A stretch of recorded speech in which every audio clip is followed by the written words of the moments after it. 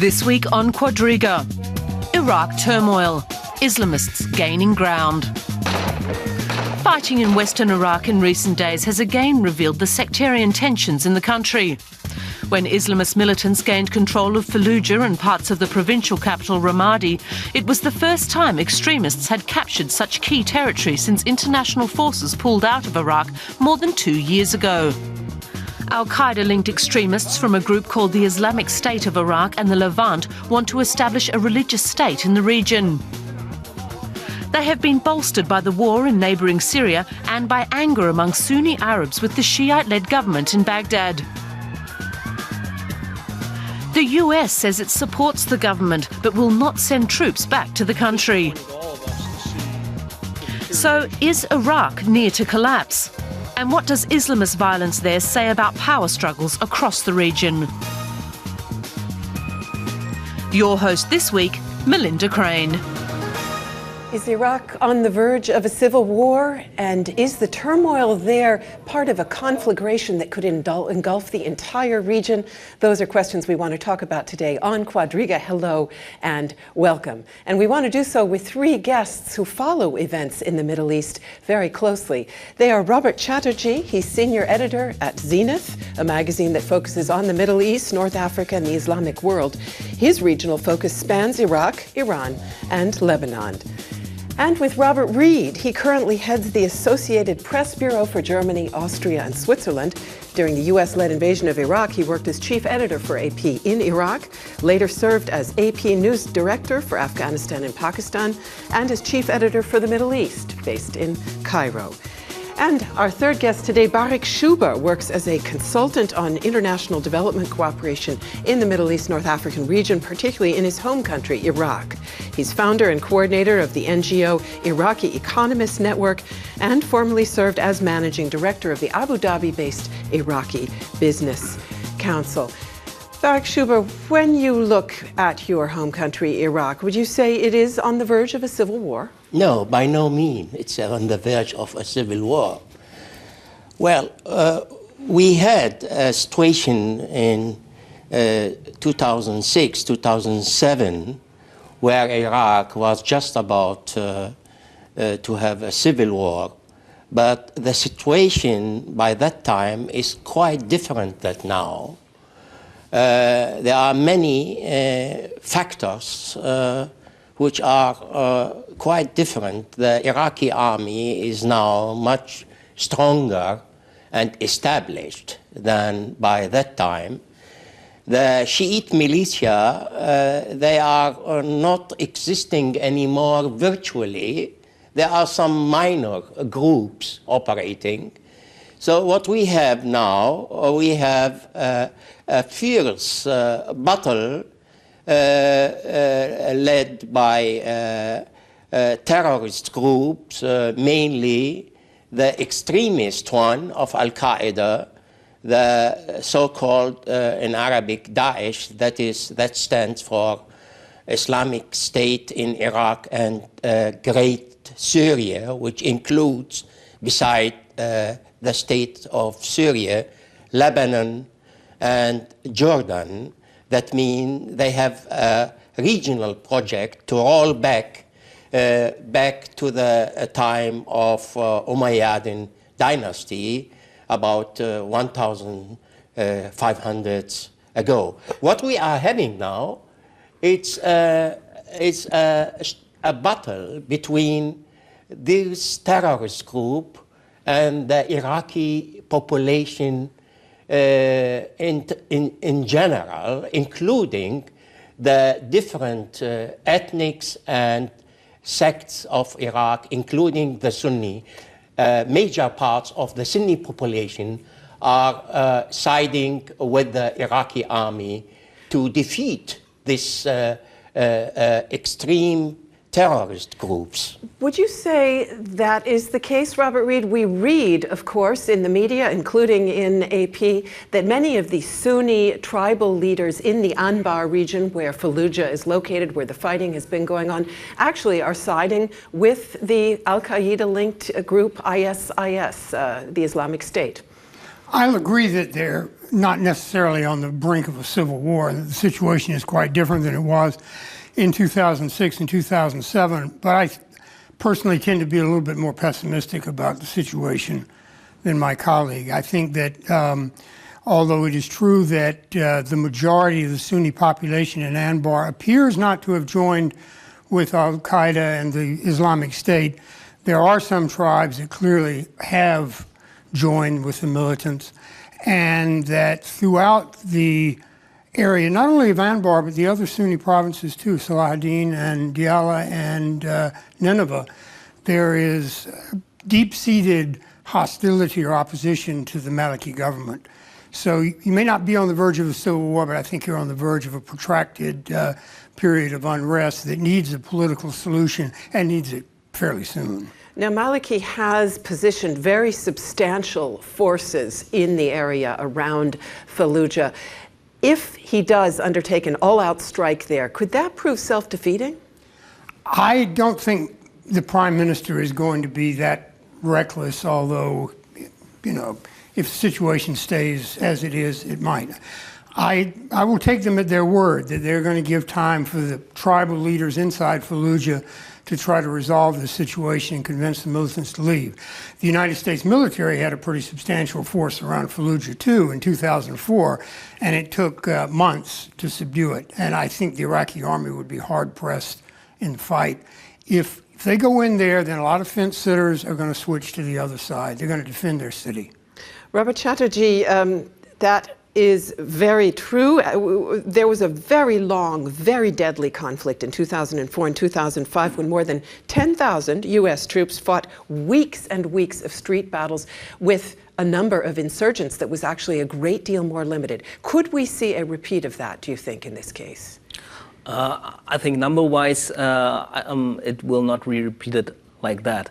I think we should not forget that this battle in Fallujah has a history throughout the last year, and it started actually in Fallujah as a peaceful sit-in protest. And we should not forget that the Iraqi army was the one that cleared that protest camp and also subdued the civil protests of the Sunni population in the area. So what we now see is more of a desperate tactical alliance of some actors to put more pressure on the Maliki government. What the Maliki government was doing now, as for yesterday, was that they're enlisting again those some of those so-called awakening councils, which is what they basically also did during the surge in 2007. So they're much more quickly to respond to these signs and trying to get political actors back into the fold, and they're also trying to enlist the police forces, not the Iraqi army, because the police forces tend to be recruited from the local population, which people tend to trust more. People in that region tend not to trust the Iraqi army because they feel them as being a more sectarian, or have become a stronger but also a more sectarian force, and so they tend to trust more their own authorities. Let's remember back to that time of the so-called awakening, Barik Schuber. This, of course, was the time when, as Mr. Chatterjee just mentioned, the U.S. managed to turn some of the local Sunni tribal leaders in Anbar province, partly by offering them cash payments and weapons. Now, it seems that Prime Minister Maliki is doing that once again, that cash payments have also been offered, but not so many of the tribal leaders are going along. Would you say that the divisions in Iraq now between Shias, represented by Mr. Maliki and his government, and Sunnis, like those in Anbar province, have become so deep that they can't be healed? First of all, the Shia population in Iraq are not represented by Mr. Maliki. The Shia in Iraq, who following some accurate estimate, make up 60% of the population, are not identical with the Shiite political parties. So we have many different Shiite Islamic party who claim to represent the whole population of the Shia. It is true, Maliki enjoy very good sympathy and support among the Shiite population. So, the question of money and bribing.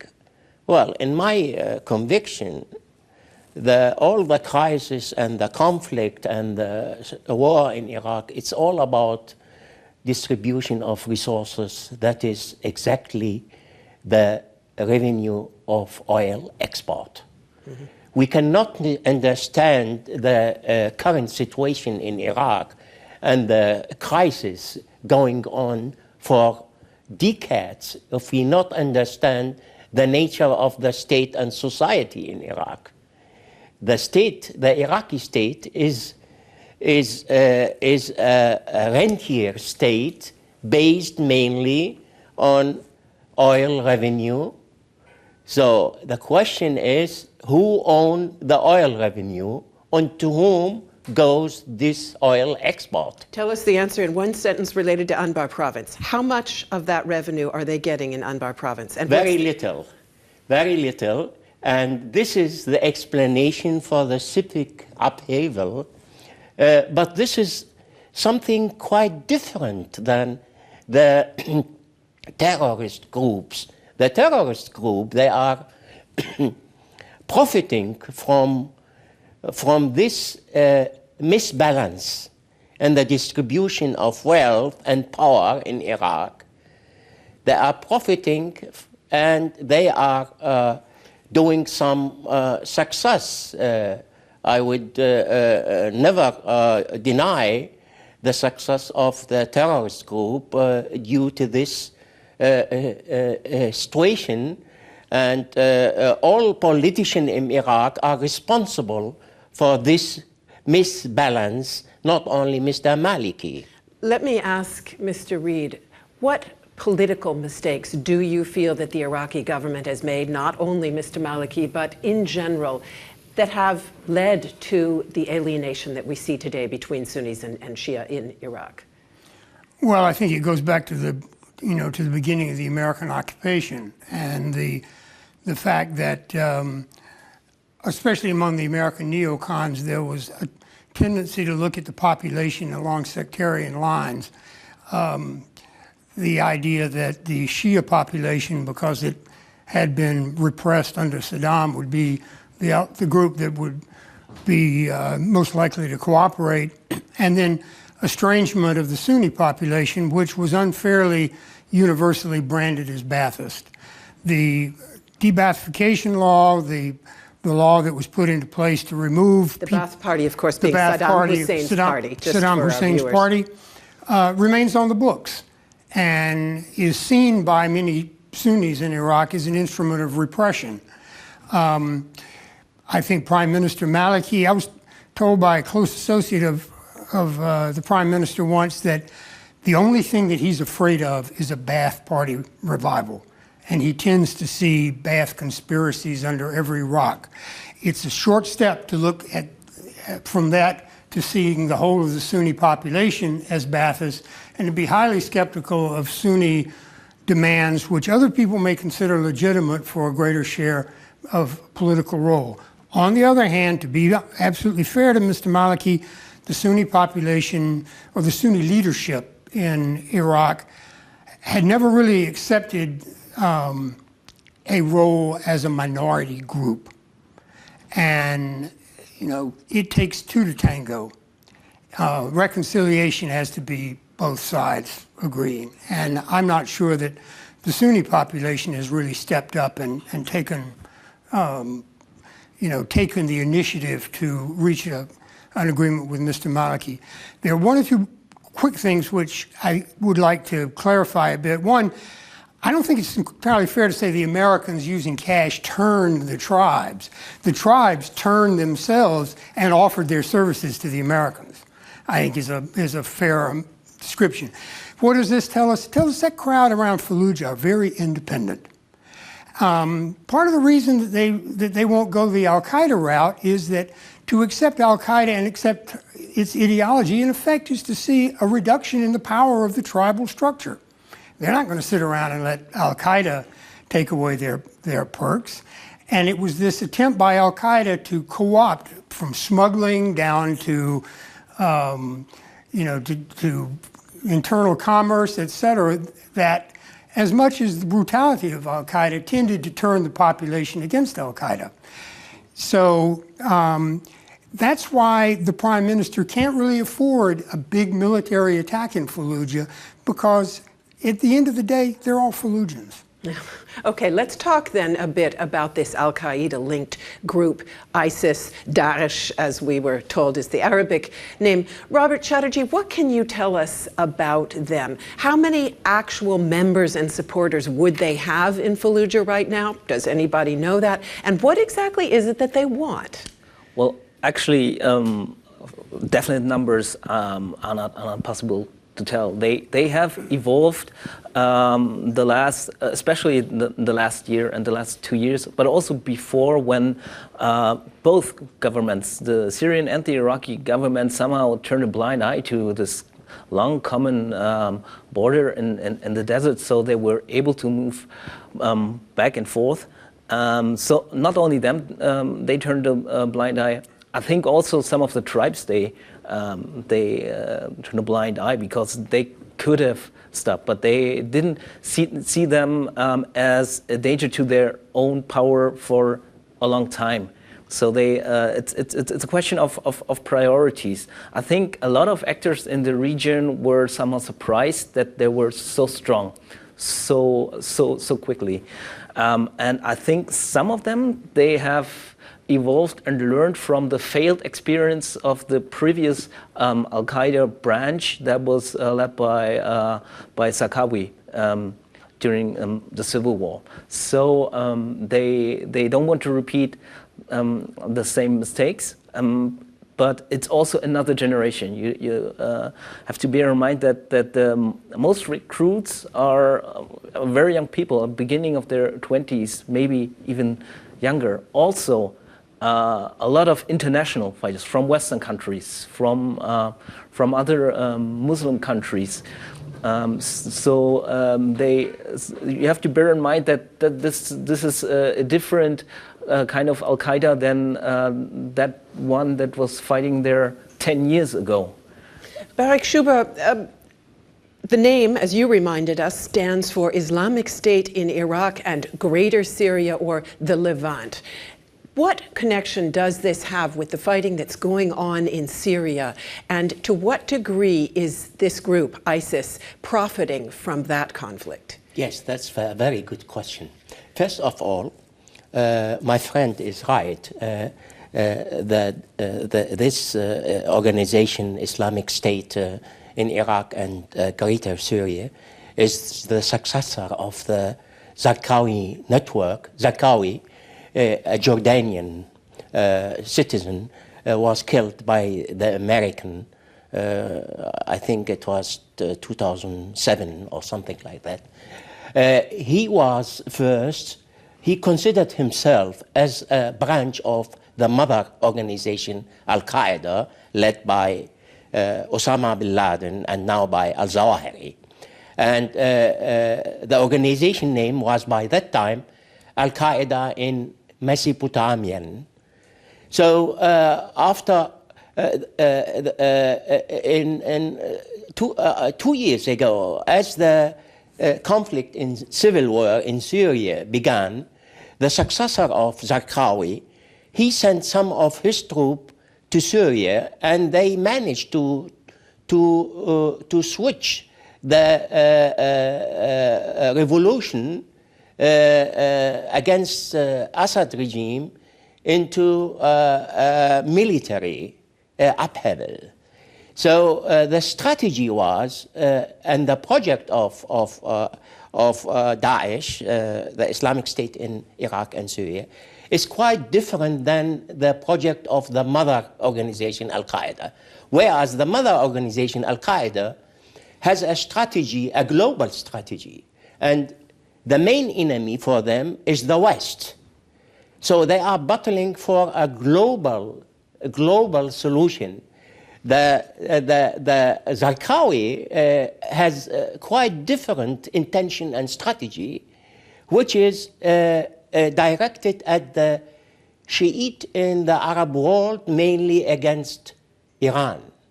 So what they have in mind is the foundation of an Islamic state in this country as a Sunni state which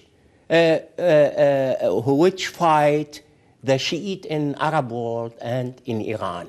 So it's a quite different strategy. And apparently they take Islamic State very seriously, Robert Reid. We're reading reports now that they are, for instance, imposing very, very strict religious rules in the areas that are under their control, even to the point of banning smoking on the street. We're also told very brutal tactics with regard to fighters whom they detain, prisoners being executed point blank.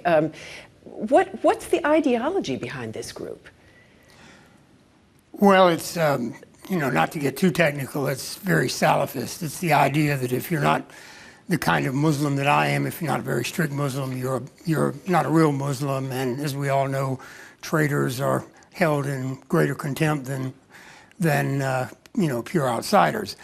I think what the Islamic State is attempting to do is it's trying to put roots down in these communities that it controls, meaning to say it spends, especially in Syria, they seem to spend as much time in trying to solidify their local control of appointing local officials and ministers and reordering society to a greater extent than other groups are doing who are more focused on, on the fight against the outside enemy. I think, again, this is the idea, I suspect, that, they're not stupid. They know they probably can't hold Fallujah. They can't hold what they do in Ramadi. They will be pushed back at some point. However, if you put this structure in place, this organization, which could go underground if necessary, your chances of reviving yourself are better in the long term. And that's the idea that they're pursuing in the two countries that are most affected. Let's take a look now at the international dimension, both within the region as a whole, but also in terms of support being offered now by other countries, including the US and Iran. Since the last American troops left Iraq in 2011, the government of Prime Minister Nouri al-Maliki has not succeeded in bringing peace to Iraq. The Sunni minority feels discriminated against, and not only by the Shiite-dominated central government. Sunni Arabs are also sceptical of al-Maliki's close ties with the Shia clerics who rule Iran. At the same time, al-Maliki has appealed to the United States for aid, in particular military equipment to deal with the upsurge in violence. The war in neighbouring Syria is also a source of trouble. Iraqi extremists are using the country as a place to rearm and resupply. Al-Maliki says he is neutral on the conflict there and just wants peace. In view of the different attitudes to the Assad regime in Tehran and Washington, that's not surprising.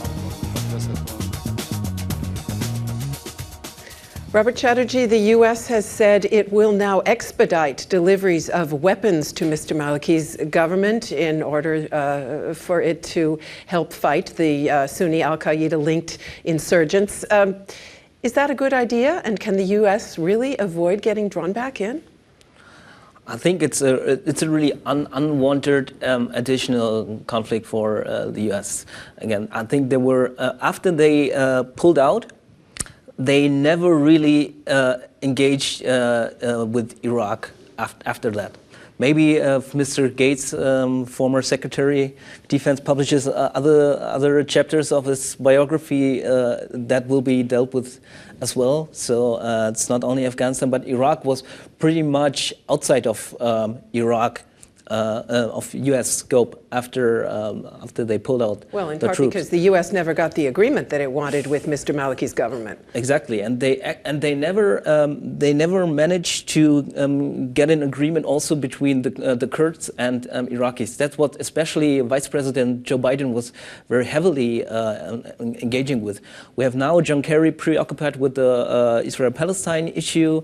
Joe Biden not really back into this issue. They hoped that they would manage. They hoped that they would get some kind of agreement with the Kurds and the central government, which they didn't. And afterwards, they simply gave up. And actually, in terms of rearmament, it's not the U.S., but actually the South Koreans that sold most weapons. Now, I think that is often overlooked that the U.S. is not the sole country that the Iraqis are looking for, but certainly they are they're pushing for them to re-engage and to give them backing, because they now saw they were very active in terms of Iran and now the Israel-Palestine issue, and they have to they feel that they have to re-engage them somehow. Barik Schuber. Yeah, we should not forget that the American abolished the Iraqi army in 2003, 2004. The Iraqi army was until very recently unable to encounter the terrorist attack, a very major terrorist attack and brutal one in Baghdad. We know very well that there was daily 8 car bombs and killing and so on. So, and also the terrorist camp in the desert in western part of Iraq. So the Iraqi army was relatively weak.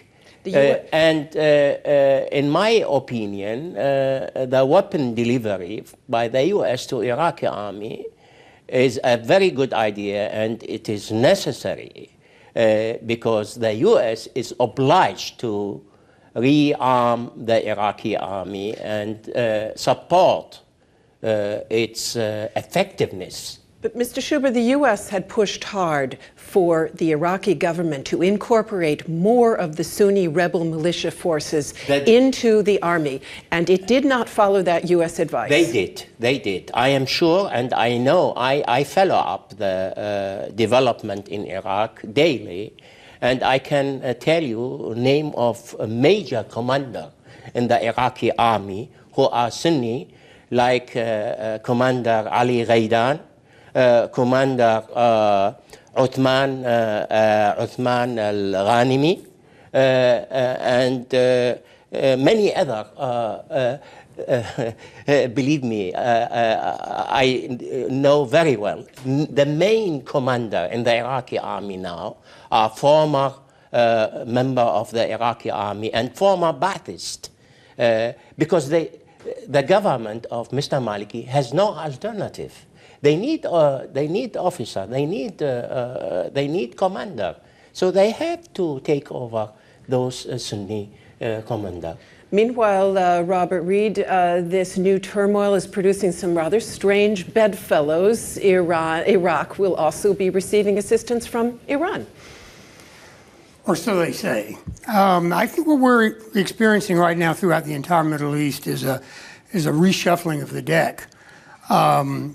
This is a process that the Middle East has gone through a couple of times in the last 100 years, from the division of what used to be called the Fertile Crescent as part of the Sykes-Picot Agreement post-World War I, to the rise of the Arab security state following the Six-Day War of the late 60s.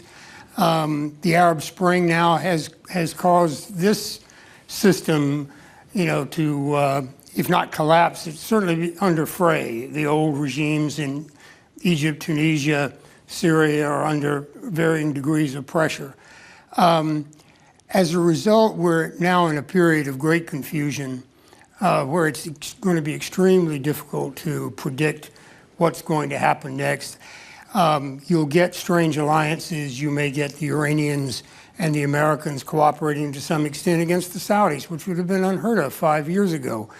There may be other manifestations of this down the road, but it is a time in which I think the major powers and players in the area have to move very carefully, or they're going to create a terrible situation. So what does that mean to you in terms of U.S. assistance? They're saying in Washington, no boots on the ground ever again in Iraq. Will they be able to maintain that line? Look, we're talking about 75 Hellfire missiles. We're not talking about handing over the Soviet arsenal in Eastern Europe, something like this.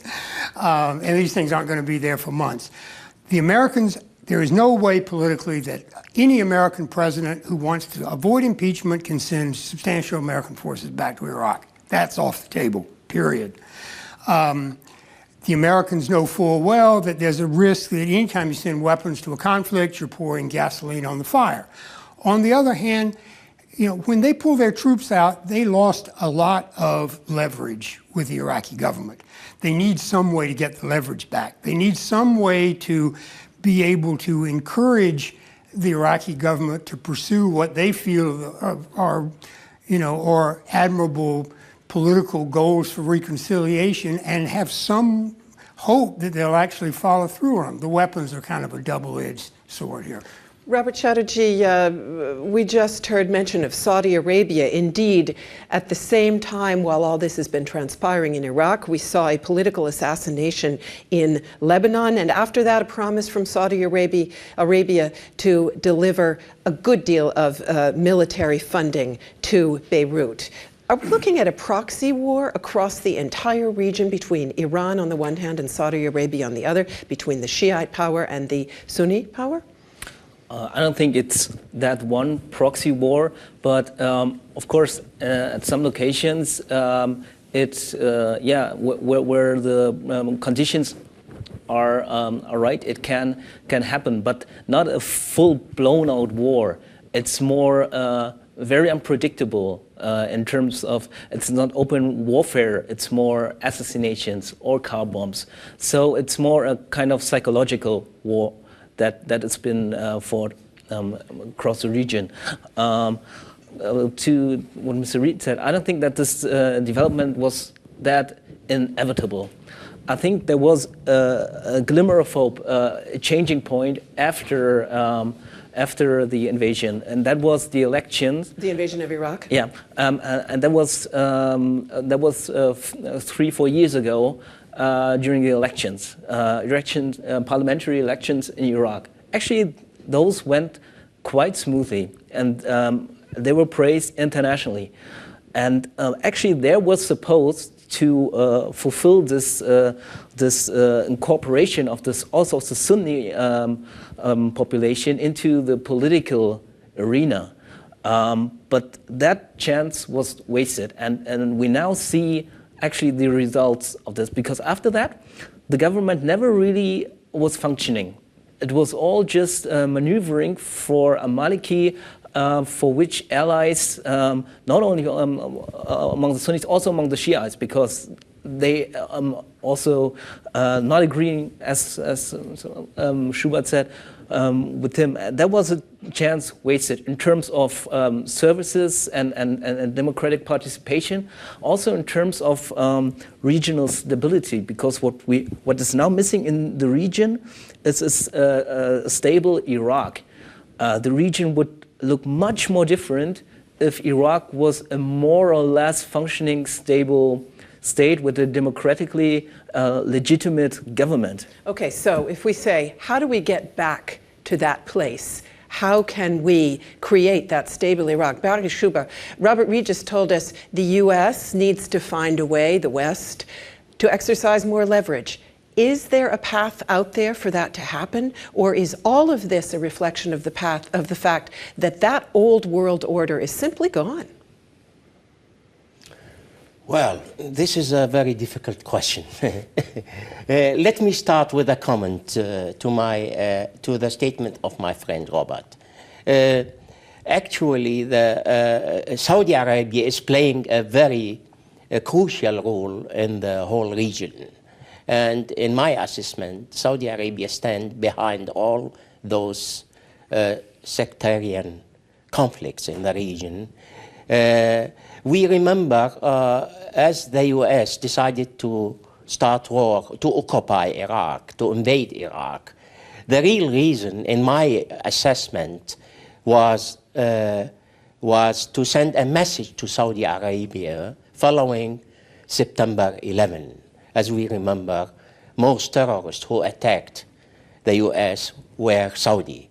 So the US, by lost trust to their main ally in the Arab world, Saudi Arabia, and Saudi Arabia understand the message. Since then, Saudi Arabia is frightened by two factors. The first, that Iraq become a successful democracy, and second, that Iraq become a major oil exporter in the region as alternative to Saudi Arabia. So those factors, they are affecting the behavior, political behavior and action of Saudi Arabia. But Saudi Arabia, Robert Reid, is also quite worried about both Iran and Al-Qaeda as well, isn't it not?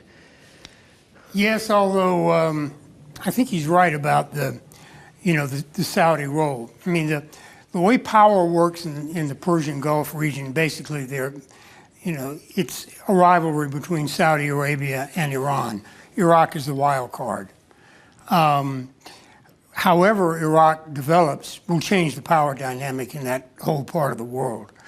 I think after the fall of Hosni Mubarak, the Saudis, not to use a cliche, put a line in the sand, and they said enough regime change, or at least enough regime change that they can't control, and that they are pursuing a strategy that's somewhat independent of the U.S. and somewhat schizophrenic in a way, but that is a definite factor in the whole way events are playing out in the region.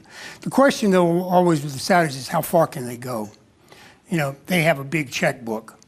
They don't have a lot of the other resources that it takes to move levers of power. So we'll see how it all plays out. As we've mentioned several times, Robert Chatterjee, events throughout the region are interlinked. Very strong connection between the turmoil in Iraq, of course, and that in Syria. We are looking toward peace talks about Syria in Geneva on January 22nd. How could that change the dynamic in the region as a whole? Is there a perspective that's realistic for a positive catalyst to come out of that meeting? Well, that depends on what you define as your goals.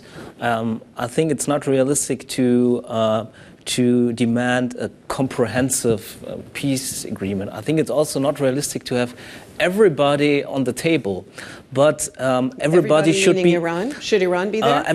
I think everybody should be represented, maybe not visible, but at least via proxies. So I think it's very difficult to get representatives of the Assad regime and the Syrian opposition or some members of the Syrian opposition at one table, but there are other channels. And I think what makes me positive is the way that the Iran negotiations went. There was, of course, a lot of intermediate negotiation and diplomacy. So I think if we learn from that, and that was a success that was not expected that much in public, that Geneva success. So it's the same place. I think we should be should be pushing for it, but should also let diplomacy take its time. It took some time for Iran and the US to engage. Actually, it took years before, and I think the same should be the case with Syria as well. But of course, all parties, all regional parties, that means Iran, Saudi Arabia, of course, has to be included. Also, Russia has to be included. But we have to see who is representative of the Syrian people. I think the biggest problem will really be for the Syrian opposition. I think they will have the biggest problems to figure out who they're sending, and they will have the biggest quarrels. Well, of course, not coincidentally, at the moment, huge battles going on between the rebels in Syria against, among other things, the very same terrorist-linked group. We have now a very ISIS. interesting development that some of this fractured Free Syrian Army are actually now regrouping to fight the common ISIS enemy. The same group that we've been talking about in Iraq. But before we go too far in that direction, because we have very little time left, I would like to ask both of our other guests very briefly, do you think that the talks in Geneva on Syria could make a difference for Iraq? And are we seeing a more constructive Iran emerge? Could that change the dynamics? Barik Schuber, briefly, if you would. Yes, I believe the talk in Geneva could have a positive effect on the situation. And there is no other solution than the political solution for the conflict going on in Syria. Same question to you, Robert Reid. How do you see us emerging from those talks? Could they really make a difference, or are they likely to fail? I think they'll make a difference. I'm not convinced that we'll see it right away. I think there's merit in keeping the process going. And there's also merit in the fact that, of the United States and Russia working together for some sort of common goal, since that relationship has soured considerably over the years and needs reviving. Thank you very much to all of you for being with us here on the program today, and thanks to all of you out there for tuning in. See you soon.